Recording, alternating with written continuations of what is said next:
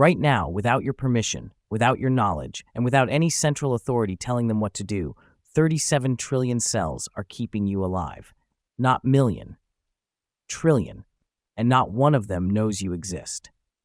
Let's start with your heart. Your heart beats approximately 100,000 times per day, 40 million times per year, over an average lifetime, 3 billion times, without stopping, without a break, without a single conscious instruction from you.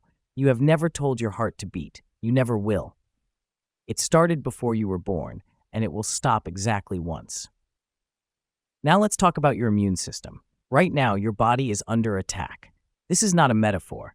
At this exact moment, bacteria, viruses, and rogue cells are attempting to breach your defenses. Your immune system is fighting them. It has been fighting them every minute of every day since before you took your first breath. You have never felt most of these battles. You have never needed to.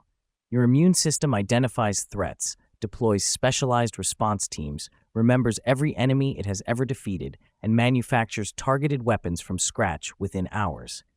It does this simultaneously across every surface, every organ, every fluid in your body, all without a commander, all without a headquarters, all without a plan. Just 37 trillion cells doing their jobs. Now let's talk about your gut.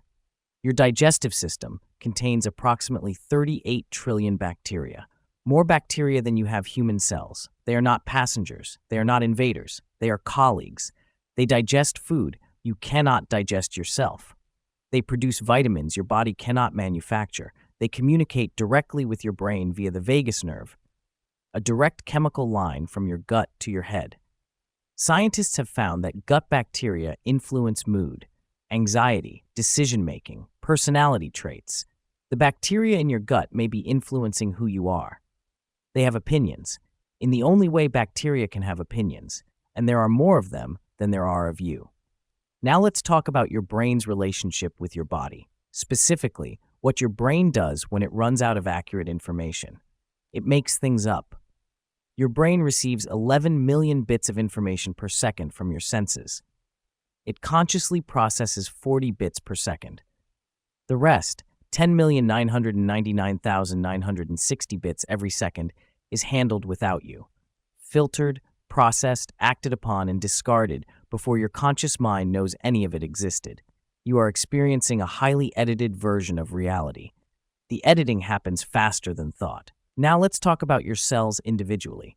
Each of your 37 trillion cells contains approximately 2 meters of DNA, tightly coiled, packed into a nucleus the width of a human hair. If you uncoiled all the DNA in your body and laid it end to end, it would stretch from the Earth to the Pluto and back 17 times. Every cell reads this DNA.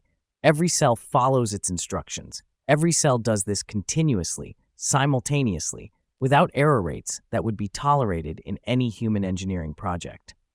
Occasionally, a cell makes a mistake. Your immune system finds it. Usually. Now let's talk about what happens when you sleep. You think sleep is rest. It is not rest. While you sleep, your brain runs a cleaning cycle, flushing toxic waste products that accumulate during waking hours, including proteins associated with Alzheimer's disease.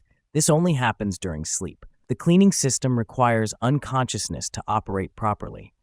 Your brain cannot clean itself while you are awake. Meanwhile, your immune system runs its most aggressive maintenance operations. Your memories are consolidated, reorganized, and filed. Your cells repair damage accumulated during the day. Growth hormone is released. Everything that couldn't be maintained while you were busy being conscious gets done while you're not looking. Sleep is not rest.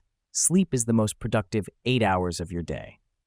And finally, you will replace approximately 98% of your atoms this year. The atoms that make up your bones, your blood, your brain, most of them were not there a year ago. They came from food, from water, from air. They assembled themselves into you. They will leave and be replaced by others. The question of whether the person hearing this now is the same person who started hearing it is not as settled as it feels. Your body is not a thing. It is a process. 37 trillion cells. No commander, no headquarters, no plan. Just this, just you somehow.